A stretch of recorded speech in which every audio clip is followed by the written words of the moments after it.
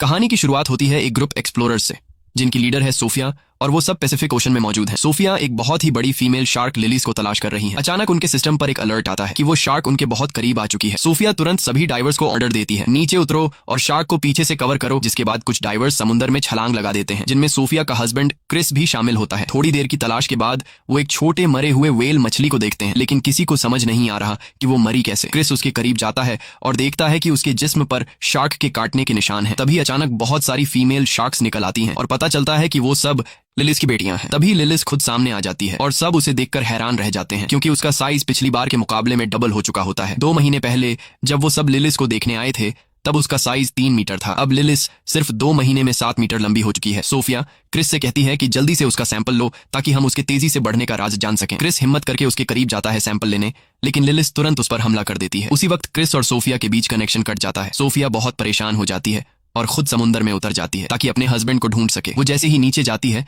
उसे क्रिस का कटा हुआ बाजू मिलता है और वहां और किसी डाइवर का कोई नामो निशान नहीं होता। वो समझ जाती है कि वो सब शार्क की खुराक बन चुके हैं, मगर वो हिम्मत नहीं हारती और फैसला करती है कि किसी तरह उस शार्क से सैंपल लेकर ही रहेगी। वो लिलिस के करीब पहुंचती है और सैंपल लेने की कोशिश करती है, लेकिन शार्क उस पर भी हमला कर देती है। सोफिया खुशकिस्मती से एक जाल में फंस जाती है, लेकिन शार्क जाल को खींचती हुई समुद्र की गहराइयों में ले जाती है। किसी तरह से वो जाल से निकलने में कामयाब हो जाती है और खुद को बचा लेती है। फिर 3 साल बीत जाते हैं और हम पहुंचते हैं पेरिस, जहां 2 नौजवान लड़के सीन नदी में मछलियां पकड़ रहे होते हैं। लेकिन अचानक उनके जाल में एक बम आ जाता है। ये देखकर वो दोनों लड़के पुलिस को इस बम की खबर देते हैं। बम की खबर सुनकर रिपोर्टर्स भी वहां आ जाते हैं। तभी पुलिस आकर लोगों को समझाती है कि वर्ल्ड वॉर 2 के दौरान यहाँ शेल्स और मिसाइल्स रखी गई थीं, इसलिए डरने की कोई जरूरत नहीं है। यहाँ अक्सर बम मिलते रहते हैं और जब तक हम यहाँ हैं कुछ नहीं होगा। लोगों को यकीन दिलाया जाता है कि नदी सुरक्षित है। फिर हम पहुंचते हैं व्हेल कंजर्वेशन सेंटर, जहां हमें सोफिया दिखाई देती है। अब सोफिया ने शार्क पर रिसर्च करना बंद कर दिया है और अब वो बच्चों को मछलियों के बारे में जानकारी देती है। लेक्चर के दौरान उसे महसूस होता है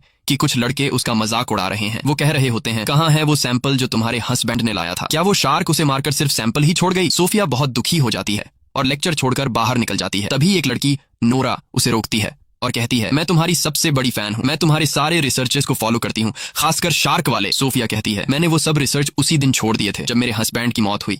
उन दिनों की याद मत दिलाओ, मुझे तकलीफ होती है। वो जाने लगती है, लेकिन नोरा कहती है, मैंने पता लगाया है कि तुमने लिलीज के शरीर में एक ट्रैकर डिवाइस लगाई थी। सोफिया हैरान रह जाती है। इसके बाद नोरा उसे अपनी ऑर्गेनाइजेशन ले जाती है ताकि डिटेल में बात कर सके। हमें पता चलता है कि नोरा ने समुद्री जीवों को बचाने के लिए एक ऑर्गेनाइजेशन बनाई है। वो समुद्र में रहने वाले जानवरों से बेहद प्यार करती है। नोरा सोफिया को बताती है कि उसने पिछले 3 साल से लिलीज की मॉनिटरिंग की है और कहती है, सोफिया तुम्हें यह पता नहीं होगा कि लिली सब सीन नदी में है। सोफिया हैरान रह जाती है और कहती है, ये नामुमकिन है क्योंकि शार्क फ्रेश वाटर में जिंदा नहीं रह सकती। नोरा बताती है कि क्लाइमेट चेंज और पॉल्यूशन ने लिलीज की नेचर को बदल दिया है और अब वो इस माहौल में भी जीने के काबिल हो गई है। हमारे ग्रुप की कोशिश है कि उसे वापस समुद्र में भेज दें, वरना वो किसी भी वक्त मर सकती है। नोरा कहती है, मैं आज रात डाइव करने वाली हूँ, तुम भी साथ चलो। सोफिया हम दोनों शार्क को देखते हैं और उसे उसके घर वापस ले जाते हैं। सोफिया कहती है, क्या डाइव? तुम्हें क्या लगता है ये इतना आसान है? ये बहुत ज्यादा रिस्की है, ऐसा करने से तुम्हारी जान जा सकती है। ये कोई आम सी मछली नहीं, ये दुनिया की सबसे खतरनाक शार्क है। सोफिया वहां से निकलकर अपने घर पहुंचती है। घर जाकर वो अपने हस्बैंड के आखिरी मिशन की वीडियोस देखती है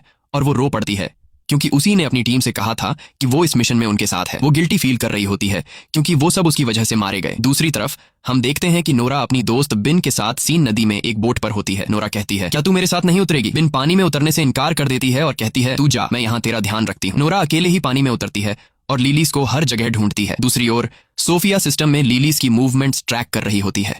वो देखती है कि शार्क नोरा की तरफ बढ़ रही है, जिसके बाद वो पुलिस को कॉल करती है और बताती है कि नोरा अकेले रिवर के पानी में शार्क को ढूंढने गई है। नोरा अब भी शार्क को तलाश रही होती है। फिर वो एक कार के करीब जाती है जिस पर शार्क के अटैक के निशान होते हैं। उसी वक्त उसे पुलिस के सायरन की आवाज आती है, तो वो समझ जाती है कि पुलिस नदी तक पहुंच गई है। वो फौरन पानी से बाहर आती है और भागने की कोशिश करती है, मगर पुलिस उसे पकड़ लेती है क्योंकि इस रिवर में डाइविंग मना है। सोफिया भी उसी वक्त वहां पहुंच जाती है और नोरा को पुलिस के हाथों गिरफ्तार होते हुए देखती है, मगर वो कुछ नहीं कर सकती। पूरी रात वो नदी के पास खड़ी रहती है लिलीज की मूवमेंट्स को ट्रैक करने के लिए। अगले दिन नोरा अब भी पुलिस स्टेशन में होती है, क्योंकि वो कुछ भी बोलने को तैयार नहीं होती कि वो नदी में क्यों गई थी। वो सिर्फ कहती है, बस यार मैं तो नहाने गई थी। इंस्पेक्टर का नाम आदिल होता है। वो कहता है, तुम यहाँ से बाहर तभी निकलोगी जब सच बोलोगी। नहाने की कहानी छोड़ो, हमें बेवकूफ समझा है क्या? नोरा कहती है, सुनो भाई, मैं शार्क ढूंढने गई थी। आदिल हंसता है, क्या तू मेरे साथ मजाक कर रही है? नदी में शार्क? ये तो जहरीला पानी है, और फिर वो यहाँ आई कहाँ से? तुमने मुझे बेवकूफ समझा है? नोरा कहती है, मेरा यकीन करो, मैं पानी में शार्क को ढूंढने गई थी, लेकिन अफसर मानने को तैयार नहीं था। दूसरी तरफ सोफिया अब भी उसी जगह पर मौजूद होती है जहां कल रात थी शार्क की मूवमेंट्स को देख रही होती है और वो काफी नर्वस और डरी हुई होती है क्योंकि शार्क उसके बहुत करीब होती है। तभी उसे पुलिस स्टेशन से कॉल आती है और उसे अपने ऑफिस बुलाया जाता है। वहां जाकर उसे पता चलता है कि ये कॉल नोरा की रिक्वेस्ट पर की गई थी ताकि वो ये प्रूव कर सके कि शार्क वाकई नदी में है। तभी पुलिस को एक लाश मिलती है नदी के किनारे से। सोफिया लाश की हालत देखकर डर जाती है क्योंकि लाश का आधा हिस्सा गायब था, जैसे उसे किसी बड़े जानवर ने काटा हो। सोफिया कहती है ये काम तो शार्क का ही लगता है। फिर वो पुलिस स्टेशन जाती है और एक लेडी इन्वेस्टिगेटर को सारी जानकारी देती है जो वो लिलीज के बारे में जानती थी। वो ये भी बताती है कि ये शार्क बहुत खतरनाक है, जैसा कि तुम लोग समझ रहे हो वैसी नहीं। इसका साइज बहुत तेजी से बढ़ रहा है और हमें एक एक्सपर्ट टीम चाहिए ताकि हम शार्क को उसके असली समुद्र में वापस ले जा सकें, वरना अगर ये नदी में रही तो किसी भी वक्त मर सकती है। लेकिन वही नोरा को लगता है कि सोफिया और ऑफिसर शार्क को मारने वाले हैं, इसलिए अब नोरा शार्क को बचाने के काम पर लग जाती है और ऑफिसर सोफिया और अदिल को ऑर्डर देती है कि शार्क को सेफ तरीके से समुद्र में पहुंचाया जाए। फिर सोफिया डाइवर्स की टीम के साथ सीन नदी पहुंचती है ताकि शार्क को पकड़ सके। दूसरी तरफ नोरा भी चुपचाप उनका पीछा करती है और दूर से शार्क की मूवमेंट्स को देखती रहती है। सोफिया और उसकी टीम ट्रैकर के जरिए लिलीज की लोकेशन फिक्स कर लेते हैं। डाइवर्स जल्दी से सूट पहन के नदी में उतर जाते हैं। नोरा को लगता है कि वो लिलीज को मार देंगे तो फौरन अपनी दोस्त बिन को कॉल करती है और कहती है कि वो ट्रैकर सिस्टम हैक कर दे ताकि डाइवर्स शार्क की लोकेशन ट्रेस न कर सके। बिन उसकी बात मान लेती है और सिस्टम बंद कर देती है। तभी डाइवर्स पानी में लिलीज को तलाश करते रहते हैं और वो लिलीज के काफी करीब होते हैं। उन्हें उसकी मूवमेंट का एहसास होने लगता है। तभी ट्रैकर अचानक बंद हो जाता है और वो उसका लोकेशन नहीं जान पाते। वो सब जल्दी से ऊपर आ जाते हैं इससे पहले कि शार्क उन्हें मार डाले। आदिल हैरान रह जाता है कि ट्रैकर अचानक कैसे बंद हो गया और वो सोफिया से कहता है मुझे लग रहा है कि ये सब तुम्हारा किया धरा है। कसम से अगर कंफर्म हो गया कि तूने ये किया है तो ये तेरे लिए जिंदगी का आखिरी दिन होगा। सोफिया उसकी बातों से नाराज हो जाती है और वहां से चली जाती है और इत्तेफाक से वो नोरा को दूर से देखती है जो छुप के सब कुछ देख रही होती है।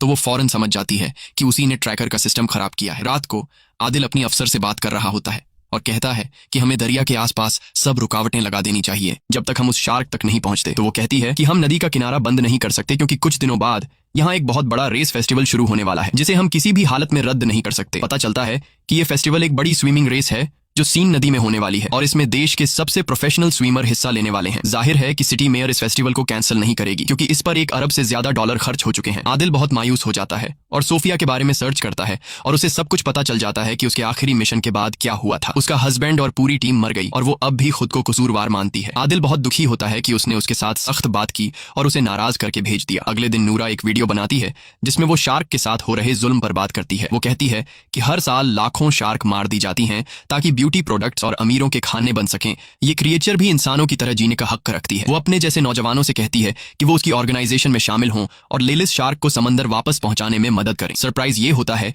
कि वीडियो को लाखों व्यूज मिलते हैं और उसकी टीम में सैकड़ों नौजवान शामिल हो जाते हैं। सबका एक ही मकसद होता है, लेलिस को सलामती से समंदर तक वापस ले जाना। फिर आदिल सोफिया से मिलता है और कहता है मैं माफी चाहता हूँ अपनी बदतमीजी के लिए और वादा करता हूँ कि मैं तुम्हें सिटी मेयर से मिलवाऊंगा।